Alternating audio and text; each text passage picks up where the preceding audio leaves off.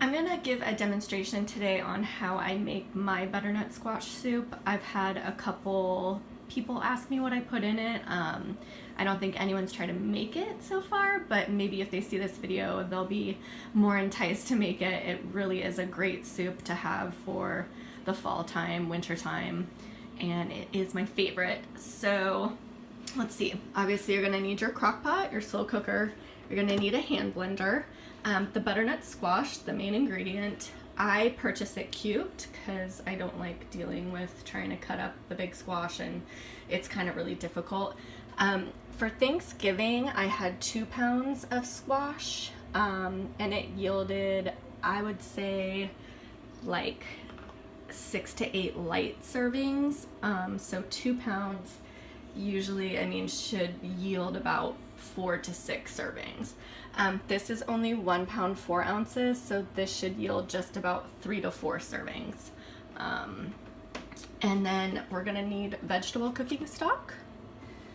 I like to use these tiny onions right here. I don't know how to pronounce them, so I'm not gonna say it, but I really think that they bring a unique flavor to the soup.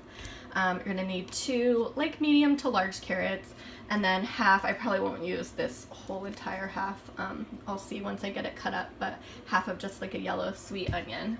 I am in love with Lowry's garlic salt, so I put this in everything, and I do tend to put a lot of it into this soup. You're gonna need ground cinnamon, nutmeg, and then I like to put the pink Mediterranean sea salt in it as well. And then heavy whipping cream you're gonna add at the end after it's all cooked. Okay, so here's everything cut up. Here's the teeny onions I was telling you about. I don't end up using a lot of them because I only use like the inside layers because they're really hard to like get apart and peel and dismember. So I just kind of use like the nice shiny inside pieces. So that's just like 1/4 cup. In between each layer there's this weird like skin stuff, and I'm weird, so I like peel them off. Here's the cut up onion. I don't know how much of that I'm gonna use. And then you just want to cube your carrots. So basically just dump it all in. And then as far as the onions, we'll just have to see how much room we have in the crock pot. Oops.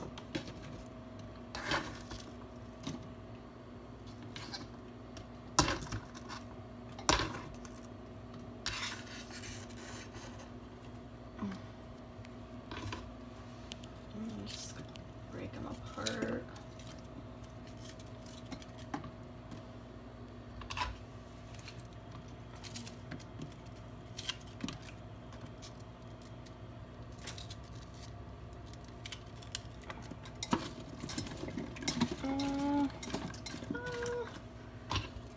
I think I'm just gonna put a couple more in, but that's probably enough onion.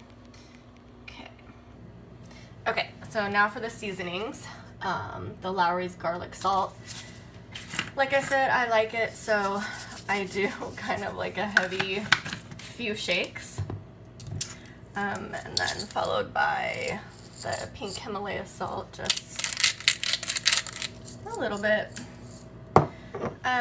Pepper, I just put like a tad bit. You can always add that at the end for taste, to your taste. I'm not a particular fan of pepper. Okay, so nutmeg, you really just want such the teeniest amount of this. So I usually take like 1/4 teaspoon, and literally it's not even like that much. So I do like 1/4 teaspoon. And then you can taste it part of the way through. And then add more nutmeg or cinnamon to taste. Joel doesn't like that much cinnamon, really, and I've had some butternut squash that's too heavy on the cinnamon, so I may even do like even that, just a little bit, even less cinnamon. Okay. Then you're gonna want to take your vegetable stock, and basically we're just gonna fill it so that everything's covered.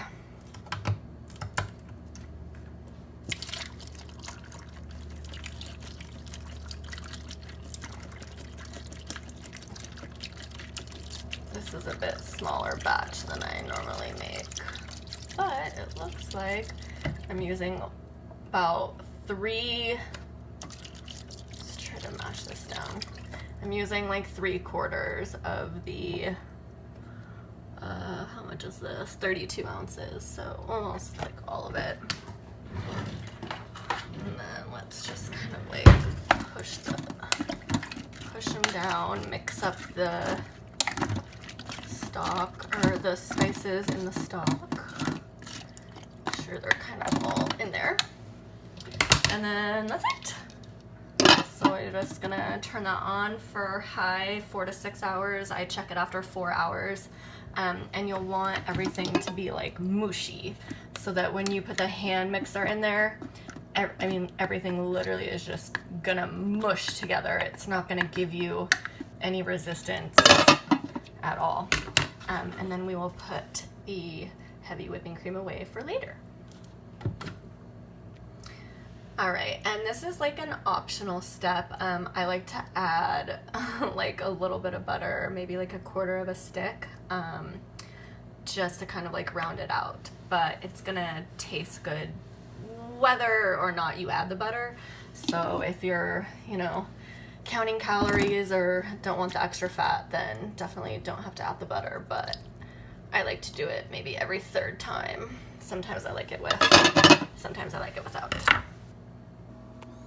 Okay, so it's been about 4 hours and I'm not really happy with the softness of all the veggies. They're still kind of hard, so I have it on high, so I'm gonna go ahead and leave it for like 1 more hour, and then we'll come back and check it. All right. Okay.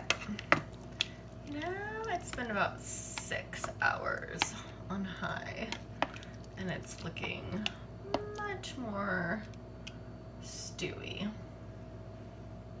This looks a lot better. Okay, so now since it's all mush, you can basically just blend it down into whichever consistency you like. I like mine pretty blended.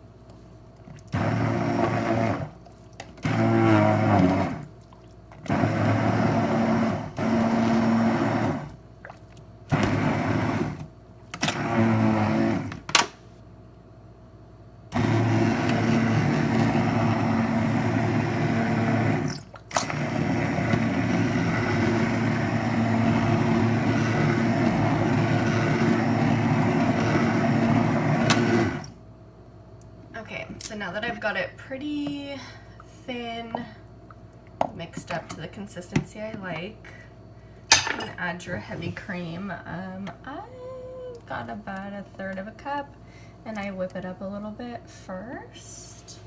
You can or you can't, or you can just add it as is.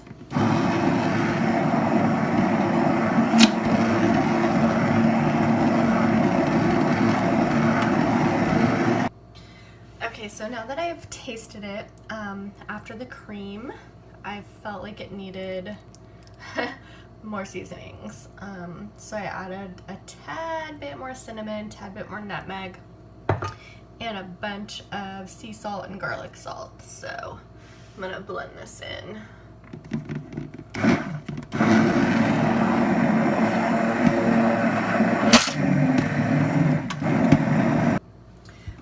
So now I'm finished. I went ahead and added a little bit more heavy cream actually, and some more sea salt because I like it really salty to bring out the sweetness. Hope you guys try it and hope you guys like it.